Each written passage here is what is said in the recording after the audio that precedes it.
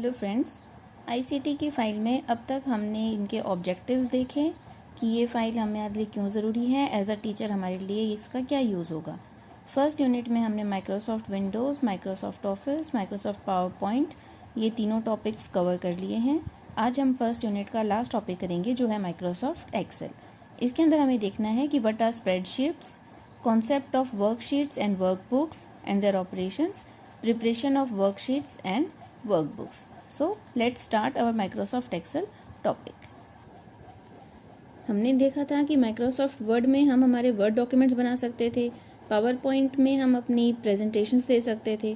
अगर आपको numbering data पे काम करना है, बहुत सारे नंबर्स यूज़ करने हैं, तो उसमें आप Microsoft Excel का यूज़ कर सकते हैं। Microsoft Excel का आप रिलेट कर सकते हो नर्सरी क्लासेस की मैथ्स की नोटबुक से, जिसमें बहुत सारे सेल्स बने होते हैं, ब्लॉक्स होते हैं स्क्वायर साइज़ के।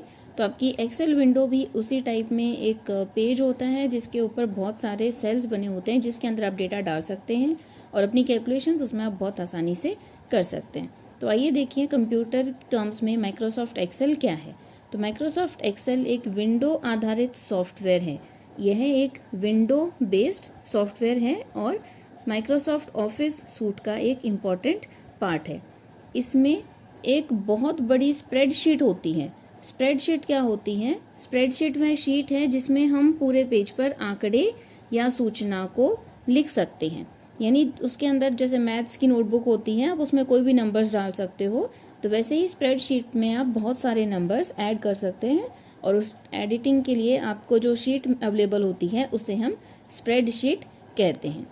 माइक्रोसॉफ्ट एक्सेल से पहले सिर्फ एक लोटस का प्रोग्राम था जिसमें हम आंकड़ों को लिख सकते थे, उन पे काम कर सकते थे, लेकिन वो इतना आसान नहीं हुआ करता था। माइक्रोसॉफ्ट एक्सेल ने हमारा काम बहुत ज़्यादा आसान कर दिया था।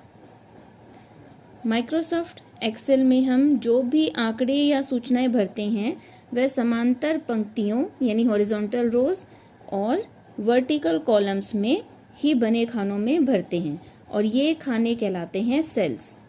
इन प्रोग्राम में हम तेजी से एडिटिंग कर सकते हैं, डेटा एंट्री कर सकते हैं और यूटिलिटी फाइल्स की हेल्प से सारे कामों को कर सकते हैं। माइक्रोसॉफ्ट एक्सेल में काम करने के लिए सबसे ज़्यादा ज़रूरी है कि आपको सेल का कॉन्सेप्ट समझ में आए। इसके लिए आप इस मैथ्स की नोटबुक को रेफ़र कर सकते हैं। ये आपकी एक्सेल स्प्रेडशीट से मिलती जुलती है। इसमें आप देखिए, ये फर्स्ट रो है, ये second row, third row, fourth row. तो जो हॉरिजॉन्टल जो जा रही हैं ये कहलाती हैं रोज़। इसी तरीके से आप जब ऊपर से नीचे की तरफ आते हैं तो ये कहलाते हैं कॉलम्स। और एक हॉरिजॉन्टल रो और कॉलम से मिलकर जो एरिया बनता है उसे हम कहते हैं सेल। तो ये जो शेडेड पार्ट है ये एक सेल है। इसी तरह ये सेकंड शेडेड एरिया है, ये सेकंड सेल है, ये थर्ड सेल है। अब एक्सेल शीट में ऐसे आपके पास हज़ारों सेल्स होते हैं। आप उन सेल्स को कैसे नाम देंगे, कैसे पता चलेगा कि कौन से सेल में आपको डेटा एंटर करना है? इसके लिए सेल्स की नंबरिंग होती है।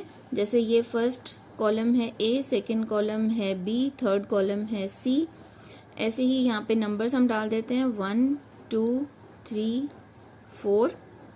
तो अगर मुझे इस सेल का एड्रेस चाहिए तो इस सेल का एड्रेस होगा B2।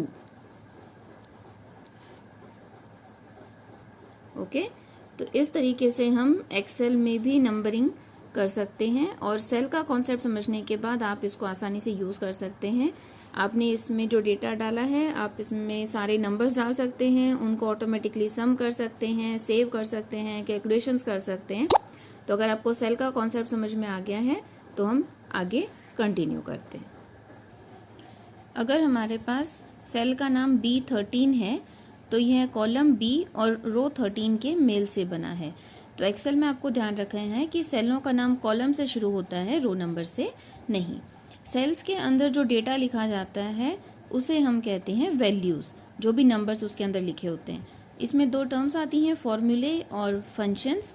तो जो फॉर्मूले हम स्प्रेडशीट में ऑलरेडी प्रेजेंट होते हैं उन्हें हम कहते हैं फंक्शन, और फॉर्मूलों को हम सेलों में टाइप करके लिखते हैं। माइक्रोसॉफ्ट एक्सेल को क्रियान्वित कैसे करेंगे या स्टार्ट कैसे करेंगे? तो जैसे हमने माइक्रोसॉफ्ट वर्ड ओपन किया था, पावर पॉइंट ओपन किया था, उसी तरीके से विंडोज़ में टास्क बार में स्टार्ट बटन पर जाएंगे, प्रोग्राम्स पे क्लिक करेंगे।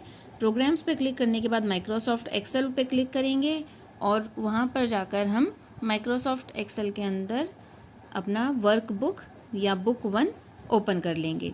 एग्जिस्टिंग एक्सेल शीट से भी आप अपनी एक्सेल शीट ओपन कर सकते हैं।